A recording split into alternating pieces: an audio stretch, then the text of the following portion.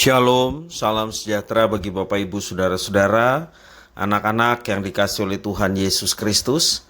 Berjumpa kembali bersama saya Pendeta Eka di dalam renungan firman Tuhan pada hari ini, hari Selasa 27 Februari 2024. Sukacita dan damai sejahtera dari Tuhan Yesus kiranya menyertai hidup kita sekalian. Puji nama Tuhan. Pembacaan firman Tuhan hari ini sampai pada pembacaan Ibrani pasal yang ke-11. Kiranya firman Tuhan memberkati kita sekalian. Baik, sebelum kita akan merenungkan bagian firman Tuhan hari ini, mari kita akan berdoa bersama. Tuhan Allah Bapa di sorga, di dalam Yesus Kristus, kami datang padamu mengucapkan syukur terima kasih buat kasih setia dan pemeliharaan Tuhan atas hidup kami sampai hari ini. Biarlah setiap kebaikan Tuhan menjadikan kami semakin mengenal pribadi Tuhan, dan pengenalan akan Tuhan membawa kami untuk hidup dalam ketaatan akan firman-Mu.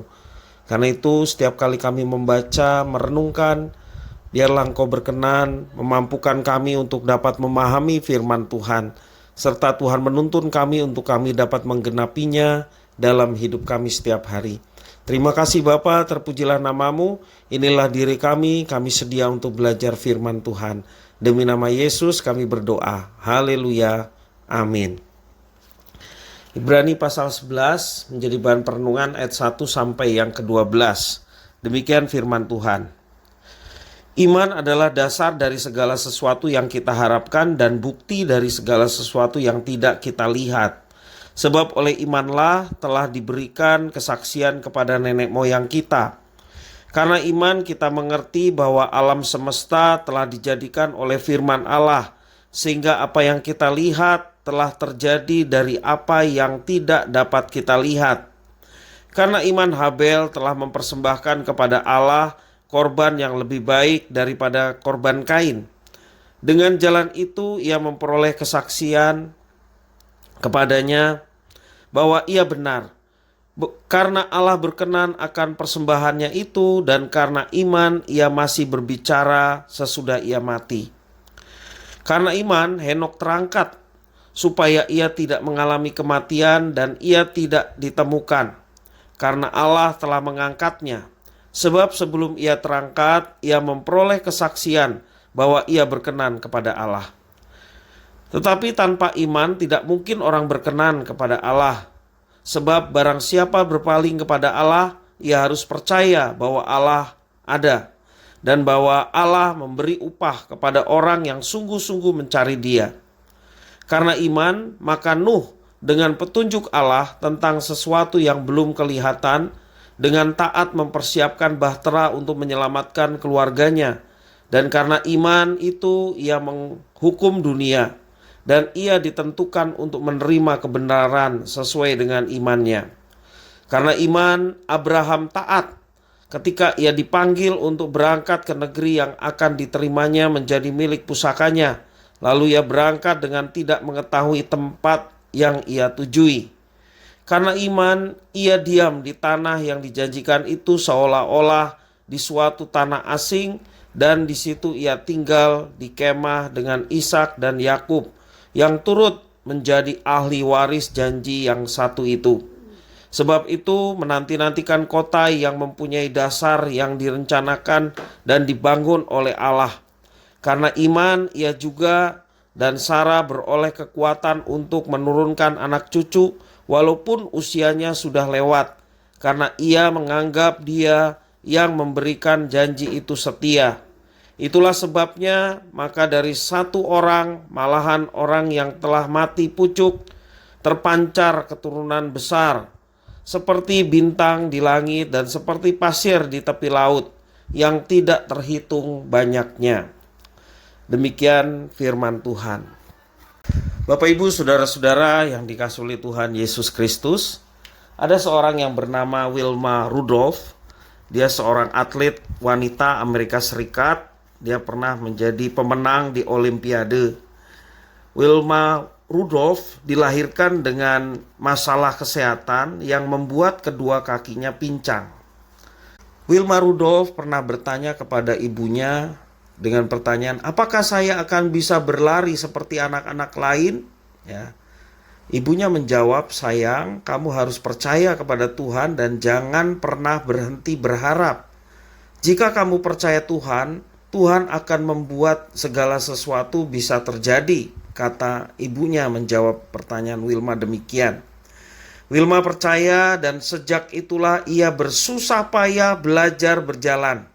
Pada usia 12 tahun ia bisa berjalan tanpa memerlukan penyangga kaki.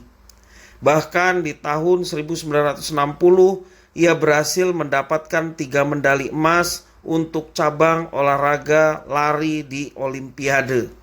Luar biasa. Bapak Ibu Saudara-saudara, iman adalah prinsip dasar kehidupan pengikut Kristus.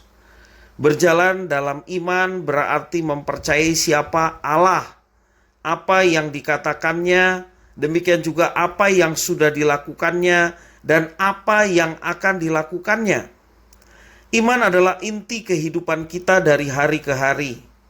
Seperti Rasul Paulus mengingatkan kepada kita, "Kamu telah menerima Kristus Yesus Tuhan kita, karena itu hendaklah hidupmu tetap di dalam Dia." Kolose pasal 2 ayat yang ke-6.